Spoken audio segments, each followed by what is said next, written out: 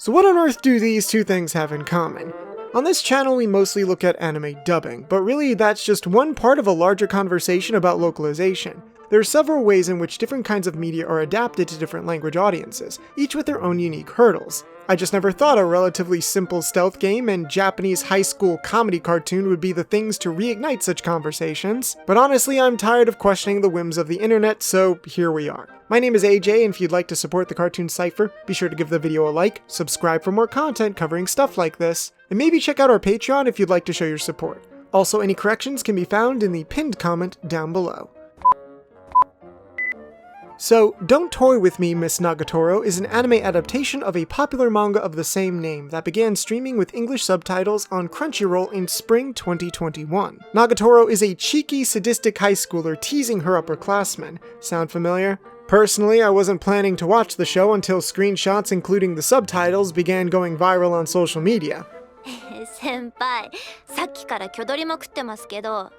Some viewers were critical of the fact that the subs for the series had Nagatoro say the word sus, among other things, when she was teasing her senpai. A few even turned to official and unofficial English translations of the manga, pointing out that Nagatoro doesn't say sus there, rather some abbreviation of acting weird or suspicious, interpreting the subtitle as altering the original translation for the sake of a cheap video game reference to amuse themselves, thus sacrificing the enjoyment of the fans by breaking their immersion. I call it localizations. So, in case there are any older folks in the audience, Among Us is a cutely styled survival party game where a group of people are asked to perform tasks while select players act as imposters that try to stealthily kill the others without getting caught. Whenever a person dies, a meeting is held, and the killer needs to try their best to not act suspicious, but many people have abbreviated the word to sus as a form of slang. Now, in case there are any younger folks in the audience, sus didn't originate with the rise in popularity of the game. You can kinda trace its origins back the past few decades. I remember hearing it when I was younger, as did the channel's fellow co-founder who lives in Australia. The translator for the Nagatoro subs, Rei Miyasaka, eventually made themselves known on Twitter, arguing that Nagatoro was saying kyodoru, or kyodori in the line itself, which is an abbreviation of kyodo fushin, which translates as something along the lines of acting suspicious, which was a conclusion other translators like Romley seemed to come to. We'll come back to Miyasaka in a bit, but Nagatoro is definitely shortening what would properly be said into something less formal. It's a figure of speech, you know, like slang. It's like slang? How dare you speak to me with the rotten tongue of a filthy serpent? So based on that, sus technically isn't an inappropriate English version of what Nagatoro is saying, and it seems to follow the same general principle of how she talks throughout the rest of the scene and the show. It's clear there's supposed to be a huge gap between how these two characters interact with each other from their demeanors to their appearances, so it makes sense that there would also be a contrast in how the two verbally express themselves. Senpai is quiet, timid, and formal, while Nagatoro is loud, rude, and improper. Even when she calls him senpai, a respectful honorific for addressing an upperclassman, she does it in a cheeky, almost sarcastic kind of way. She even makes fun of her senpai for calling her miss later on in the same episode. そうやってからかい面白がってるだけなんだろ君は。君だってキモいっすよ。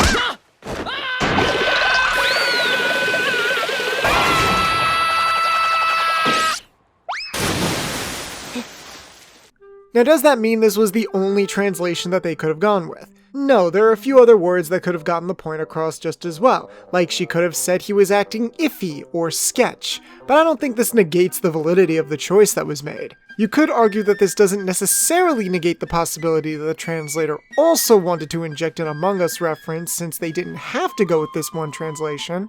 After all, Miyasaka has since tweeted about how translating involves compromise, and that you need to decide who the compromise will annoy. That could be interpreted as malicious intent to spoil the line for people who'd see it as an Among Us reference, and, I mean, sure, there are plenty of times where the end result turns into a not-so-happy accident. Hold your fire!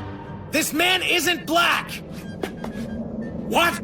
But to others, the intention and approach don't matter as the current perception of the adaptation potentially overshadows its technical quality. Why is he so, nervous?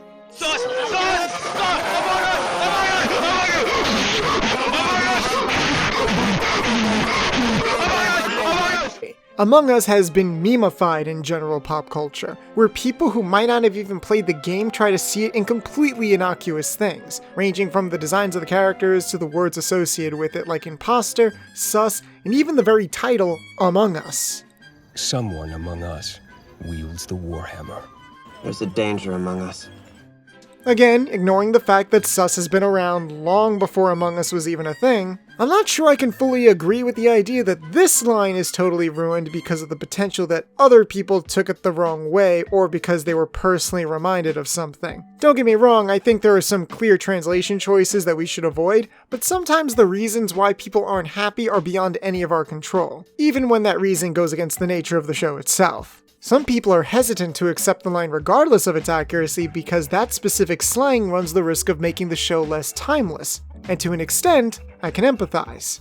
We covered in a previous episode how slang can sometimes be a part of making dialogue sound natural and engaging or reveal character. But that can obviously backfire if it sounds like it was forced or implies things about the character that are too off base. Yo, Taya, how's it hanging, dude? What the hell did you just say to me? I'm trying to sound more American, so people won't pick on me as much. Well, stop it. You sound like you're from the 1970s. Oh, come on, baby. Cut me some slack. Let's hang out together. It'll be totally cool. However, my stance isn't that it has zero place at all in anime translation, because I feel like always avoiding it regardless of context instills the wrong mindset that all anime being adapted is inherently devoid of dated vernacular, when that just isn't true. They said totes to making an exception for me, which is wicked coolio, you know? So anywho's, let's keep it fresh! I have no idea what she just said. Again, I definitely don't like when explicitly dated elements are added to a line that either doesn't call for it or it goes too far. Now I'm gonna make you eat those feelings like a teen doing the Tide Pod Challenge! However, what happens when the original show or movie contains something that isn't necessarily supposed to be timeless? Nagatoro is in a lot of ways an exaggerated modern teenager. Does that make her timeless? No, but I'd also argue that's literally what the show is going for, and that doesn't make the series bad on its face. If anything, that arguably is what makes the show what it is, and in my opinion, going for something more formal or less cringe, as the kids say, might take something away from the character that is presented in the original. We wouldn't want that now, would we? Or maybe we do. What about beloved dubs like Fooly Cooly, where a lot of the pop culture references were replaced with Western equivalents with the creator's approval? But now those references are so outdated that modern Western viewers might not be able to get them anyway. I said to get the one with the Anna Nicole centerfold. Can't you get anything right? Grandpa too? It's Hustler. Currently, I'm also writing a script for a future video on the dub of Kaguya-sama, Love is War. There are a handful of characters in the original version that have very dated ways of speaking, but that didn't stop the show from being one of the most popular rom-coms of the past few years, and I don't think the dub or sub are wrong for attempting to adapt a similar flavor of dialogue. 私どうしても国語がダメで、外国語もスラング使っちゃうので、試験だとあんましなんですよね。 Should we always need to forego the slang if a translator feels there's a punchier, more relatable way of expressing the same ideas? When we coined the Some may say it's a good change, others may say it's a bad change clip, I didn't want it to be some kind of hand wave to shut down viewpoints that are critical of localization decisions. Rather, that the conflicting feelings different people may have about a translation could all be valid depending on how you view the situation. Sometimes perspective is key, but yeah, other times it really does just boil down to Some may say it's a good change, others may say it's a bad change. Even fansubbers, past and present, aren't immune to this, trying to find words and catchphrases in anime that straight up don't have an appropriate or grammatically correct translation. One of our most popular videos in the past year was on the dub for Dr. Stone, and part of that video is us breaking down a certain character's favorite word and the various ways he uses it. Yabe! Yabe! Yabe! Yabe! Yabe! Yabe! Yabe! Yabe! When working on that video, I reached out to my girlfriend's sister who is going to school in Japan for years, and even she couldn't tell me what it meant in English, as she could only describe the specific context in which she and her friends have used the word, which was almost always informally amongst each other. Chrome used yabe as an exclamation to just yell, and as an adjective to describe things, during positive and negative connotations. So the translator for the original manga needed to decide on a single word that could fit all the different ways in which the character used yabe. Crunchyroll subtitles seem to opt out and translate the word as various different things depending on the context, while the dub tried its best to mimic the official manga translation uniformly. Funnily enough, those Crunchyroll subtitles were done by Miyasaka.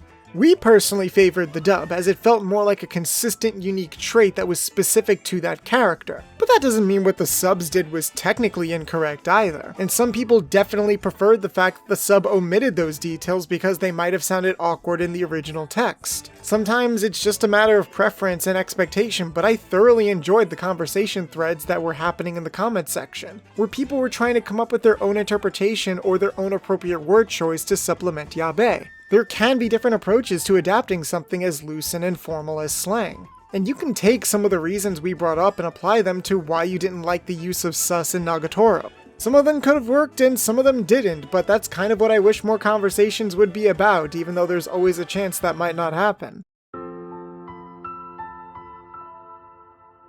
Now, you could argue that those aren't the conversations that this particular translator wanted to start. Again, it's possible to read some of their comments as a confession that they made the choice specifically to make people angry. But honestly, to me, this sounds more like a playful, direct acceptance of the fact that translators will never make everyone happy. Sometimes there isn't going to be an English version of a line that will uniformly speak to everyone. Even when you look at the different translations that others brought up of the scene where sus was used, official and unofficial, you can see that they aren't exactly the same amongst each other. A lot of the people did like the Crunchyroll subtitle, or at the very least didn't mind it because it did track as something that the character would say. Some people might have thought of Among Us and felt the reference was cute, intentional or not, while others just didn't, either for personal reasons or because they think there was something bigger and malicious at play. There were even those who saw this as an opportunity to ask why can't we see other slang from other English-speaking countries in English localizations. Some people like to look at adaptation as if you're answering a true or false question on a test. There's only one right kind of answer, so any other, quote, other is wrong. I think it's more accurate to say that translation theory is like a multiple choice question with dozens upon dozens of choices, but each question has a varied number of acceptable answers. There are absolutely going to be some answers to that question that everyone would agree are just straight up wrong, but the goal is to pick the one that you feel is the most right and have good justification for your answer. This doesn't mean that everyone needs to agree with you, whether they're fellow passionate anime fans or even others in the industry. And yes, there are absolutely going to be those who might use that openness as a smokescreen for bad adaptive dialogue. But inversely, sometimes those disagreements just don't amount to much, despite some people trying to make it indicative of something bigger tangentially, when the reality might just be that they personally prefer if things were handled differently. That's kind of the problem when one localization is made for a giant audience with the intention of accessibility. What the translator or client wants and what specific consumers want just won't always line up, which is part of the reason why I have a strong feeling that this isn't going to be the last time I see these screenshots. I don't know, call it a hunch. Sometimes it feels like the only way to make everyone happy is to have multiple subs and dubs for everything to actually account for everyone. In an ideal world, maybe we could actually try that, but that feels like a topic for another day. There are those who adhere to a strict word-for-word translation theory, prioritizing precise word choice above everything else.